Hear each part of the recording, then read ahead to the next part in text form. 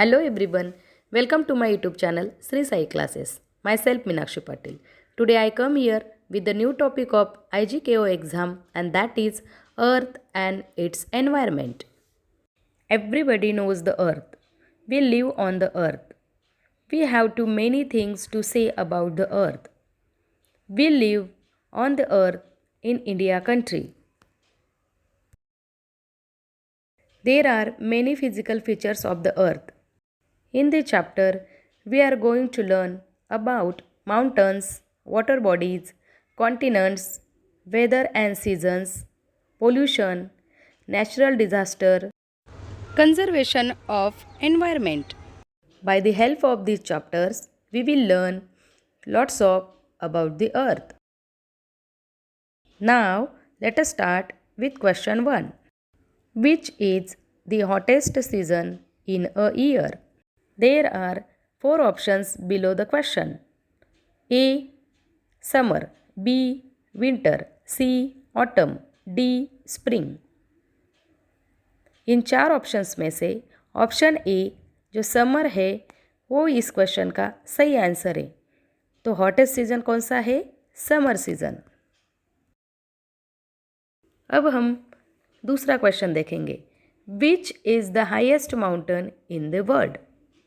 Option A mountain Elbrus, option B Mount Everest, option C Kanchenjunga, option D Nanda Devi. It's a very easy and popular question.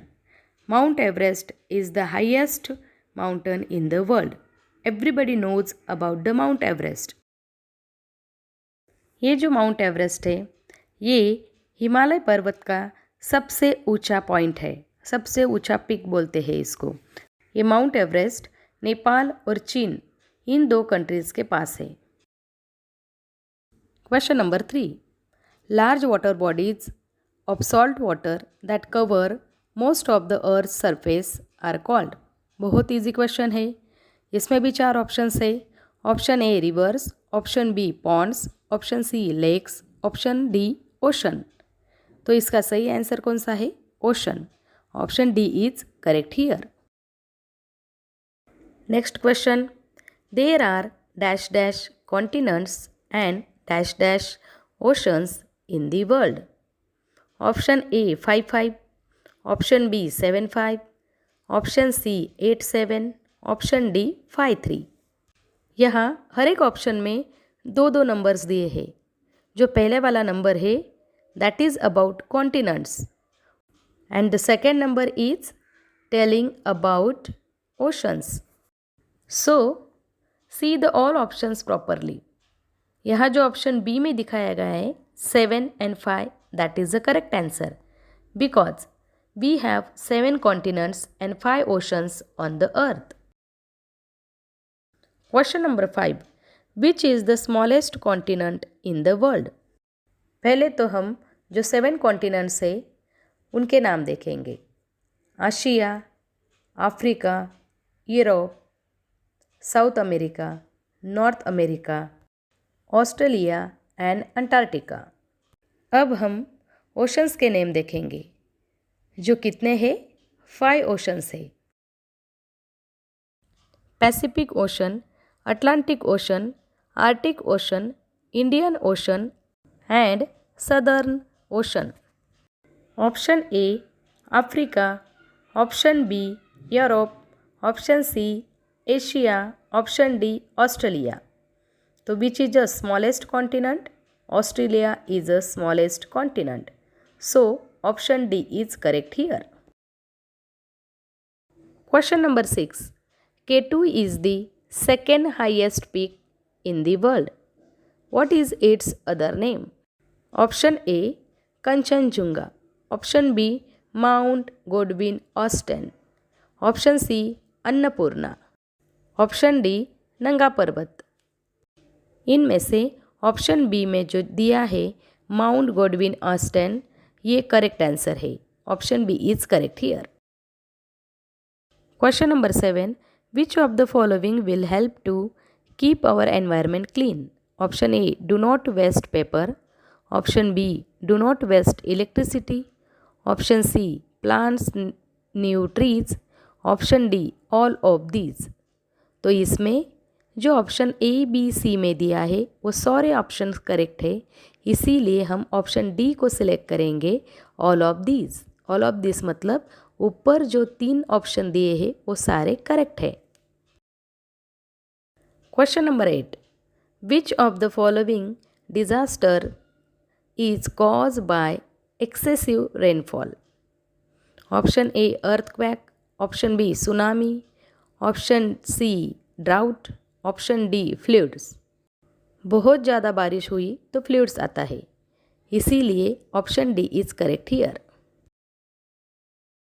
इन सब को हम natural disaster कहते हैं, जो nature से ही उत्पन्न होते हैं और नेचर का ही नुकसान करते हैं, लेकिन इन सब के पीछे भी ह्यूमन एक्टिविटीज़ रिस्पॉन्सिबल होती है, जैसे कि कटिंग द प्लांट्स। हम बहुत पेड़ काटते हैं, उसकी वजह से बारिश का जो पानी है वो आते ही ज़मीन पर बहने लगता है। पेड़ की वजह से जो पानी ज़मीन के अंदर जाता था वो पानी ज़मीन के अंदर ना जाते हुए ज़मीन के ऊपर से ही फ्लो होता है, इसी वजह से नदियों में बाढ़ आ जाती है, इसी को हम फ्लूड कहते हैं। Question number 9, which ocean is frozen for most of the year? Option A Atlantic ocean, option B Arctic ocean, option C Pacific ocean, option D Indian ocean. तो यहाँ कौन सा ऑप्शन करेक्ट है? Option B Arctic ocean. ये क्यों frozen होता है? क्योंकि ये नॉर्थ पोल के पास है। दोनों पोल मतलब north pole and south pole, वहाँ टेम्परेचर बहुत कम होने की वजह से हमेशा बर्फ़ रहता है। तो ये जो आर्टिक ओशन है और नॉर्थ पोल के पास होने की वजह से वहाँ ठंड होने की वजह से उसका पानी फ्रोजन हो जाता है। Question number 10, which country experiences the most earthquakes? Option A Japan, option B India, option C USA, option D Australia. यहाँ ऑप्शन ए करेक्ट है, Japan. Question number 11, what happens when the people dump wastage from the home और factories into oceans, lakes और reverse?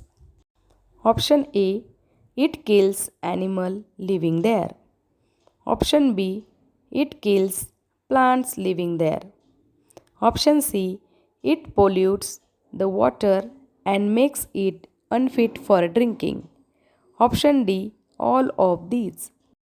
यहाँ option D correct है, क्योंकि option A B C में जो दिया है वो सारी बातें सही है, इसीलिए option D is correct here. Question number 12, which of the following will cause land pollution? Option A burning fossil fuels, option B dumping waste into the river, option C littering, option D playing loud music। यहाँ option C correct है, littering मतलब कचरा। अर्थ पर जो गंदगी फैली होती है उसकी वजह से लैंड पोल्यूशन होता है। Question number 13, what do you call a molten rock after it has erupted from a volcano? Option A landslide, option B lava, option C magma, option D tsunami। तो यहाँ कौन सा ऑप्शन करेक्ट है? Option B lava. Question number 14, 3 R's rule for the conservation of environment means? Option A resize, redesign and reject, option B reduce, reuse and recycle, option C reject, reduce and refuse, option D respond, reject and reuse। तो यहाँ option B correct है, क्योंकि हमें environment का अगर conservation करना है तो जो भी एनवायरनमेंट की चीज़ें हम यूज़ कर रहे हैं उनको रिड्यूस करना है, मतलब उनका उपयोग कम मात्रा में करना है। दूसरी बात, उन चीज़ों को रीयूज़ करना है। जैसे कि बड़े भाई के कपड़े हम छोटे भाई को दे सकते हैं, उससे कॉटन बचेगा। और तीसरी बात है रिसाइकल। कांच और प्लास्टिक जैसी चीज़ों को अगर हमने रिसाइकल किया तो उनसे फिर से नई चीज़ें बनती है। इसीलिए रिड्यूस, रीयूज एंड रिसाइकल, ये तीनों आर जो है उनको हम 3 Rs रूल बोलते हैं। वही करेक्ट वे है कंजर्वेशन ऑफ एनवायरनमेंट के। Question number 15, which is the largest island in the world? Option A Greenland, option B Nauru, option C Sumatra, option D Monaco. यहाँ ऑप्शन ए करेक्ट आंसर है। Question number 16, a piece of the land surrounded by water on the 3 sides is called a dash dash, and a piece of the land surrounded by water on all sides is called a or an dash dash। ये जो question दिया है दिखने में बहुत बड़ा है लेकिन है बहुत इजी। अगर कोई लैंड का पीस है और उसके 3 साइड में वाटर है तो उसको हम पेनिसुला कहते हैं। और ऐसी लैंड का पीस जिसके सारे साइड्स में वाटर है उसको हम आइलैंड कहते हैं। आइलैंड कहाँ दिखता है हमें? यस करेक्ट, समंदर के अंदर। जैसे कि श्रीलंका जो कंट्री है वो आइलैंड है, उसके चारों साइड में क्या है? वाटर है। और हमारा इंडिया जो है उसके 3 साइड में वाटर है, जैसे कि ईस्ट, वेस्ट और साउथ में। तो हमारा जो इंडिया है उसे हम पेनिसुलर लैंड कहते हैं। इंडिया और श्रीलंका का मैप अच्छे से देखिए तो आपको ये दोनों क्वेश्चंस क्लियर हो जाएंगे। इंडिया के 3 साइड में पानी है, इसीलिए इसी लैंड को हम पेनिसुला कहेंगे। और श्रीलंका के सारे साइड्स में, ऑल साइड्स में पानी है, इसीलिए हम उसको आइलैंड कहेंगे। ओके, तो यहाँ कौन सा ऑप्शन करेक्ट हुआ? Option A. ओके, तो यहाँ कौन सा ऑप्शन करेक्ट हुआ? Option A. Question number 17, rearrange the letters to form word that means a deep valley with a stream flowing through it. Option A में जो ऑप्शन है वो अनस्क्रेबल्ड है, ऑप्शन बी में भी वैसे ही अनस्क्रेबल लेटर्स है, ऑप्शन सी में भी वैसे ही अनस्क्रेबल लेटर्स है, और ऑप्शन डी में भी। तो हमें पहले ये सारे ऑप्शंस के जो लेटर्स है उनके सही स्पेलिंग बनाने हैं। ऑप्शन ए में जो लेटर्स है उनसे बनेगा CANYON, ऐसा स्पेलिंग, कैनन। कैनन मतलब क्या? कि a deep valley with the stream flowing through it. मतलब ऑप्शन ए इस क्वेश्चन का सही आंसर है। ऑप्शन डी में जो लेटर्स है उनसे बनेगा रिवर, ऑप्शन सी में जो लेटर्स है उनसे बनेगा लेक, ऑप्शन डी में जो लेटर्स है उनसे बनेगा ओशन का स्पेलिंग। बट हमारे इस क्वेश्चन के लिए जो आंसर है ऑप्शन ए में ही हमें मिल गया है। Okay, next question, match the columns and select the correct option.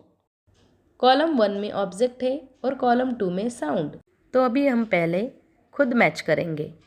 Violent storm with the high winds and heavy rain, it is called hurricane. इसका मतलब पी से 2 मैच कर रहा है। Next, a long period of the very little or no rain, it is called drought. मतलब Q से 3 match कर रहा है। Or, a sudden and violent shaking of the ground, मतलब अर्थक्वेक। तो यहाँ आर से 1 मैच कर रहा है। P2, Q3 और R1 ऐसा कौन से ऑप्शंस में दिखाया गया है? तो ऑप्शन ए में।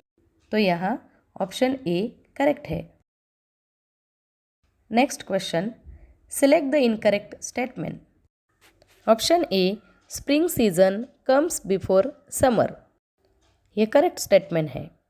Option B, in autumn season weather becomes very hot and leaves fall off from the trees. ये इनकरेक्ट स्टेटमेंट है क्योंकि ऑटम में तो बहुत ठंड होती है, हॉट नहीं होता है, ज़्यादा गर्मी नहीं होती है। Option C, rainfall occurs in the monsoon season, ये भी करेक्ट स्टेटमेंट है, मानसून सीजन में ही रेनफॉल होता है। Option D, autumn season comes before winter, autumn season कब आता है? विंटर के पहले। तो ये जो स्टेटमेंट है ये भी सही है, इसीलिए यहाँ ऑप्शन बी करेक्ट है क्योंकि उन्होंने हमें इनकरेक्ट स्टेटमेंट पूछा है। तो ऑप्शन बी में जो स्टेटमेंट दिया है वही इनकरेक्ट स्टेटमेंट है। बच्चों, ऐसे क्वेश्चंस में पहले हमें सारे ऑप्शंस ध्यान से पढ़ने हैं और हर एक ऑप्शन में जो इन्फॉर्मेशन दी गई है उसके बारे में शांति से सोचना है और हमारे नॉलेज को वहाँ अप्लाई करते हुए फिर इसमें से सही स्टेटमेंट कौन सा है और गलत स्टेटमेंट कौन सा है ये फाइंड आउट करना है और जो हमें पूछा गया है उस तरीके से आंसर सिलेक्ट करना है। जैसे कि मानो आपको इनकरेक्ट स्टेटमेंट पूछा है तो वो सिलेक्ट करो, अगर आपको करेक्ट स्टेटमेंट पूछा गया है तो वो सिलेक्ट करो। And now the last question is identify the disaster shown in the picture. यहाँ आप पहले ये जो पिक्चर दिया गया है उसको ध्यान से देखिए और फिर चारों ऑप्शन पढ़िए, उसके मतलब जानिए, उसके मतलब के बारे में सोचिए, फिर सही ऑप्शन को सिलेक्ट करें। Option A, tornado. Option B, avalanche. Option C, hurricane. Option D, drought. तो इस पिक्चर में क्या दिख रहा है कि यहाँ बहुत बड़ा पर्वत है और उस पर बहुत सारी बर्फ़ है, जो बर्फ़ पर्वत से नीचे गिर रही है जिसको हम हिम संकलन कहते हैं और उसी को इंग्लिश में एवलांच कहते हैं। तो option B is correct here.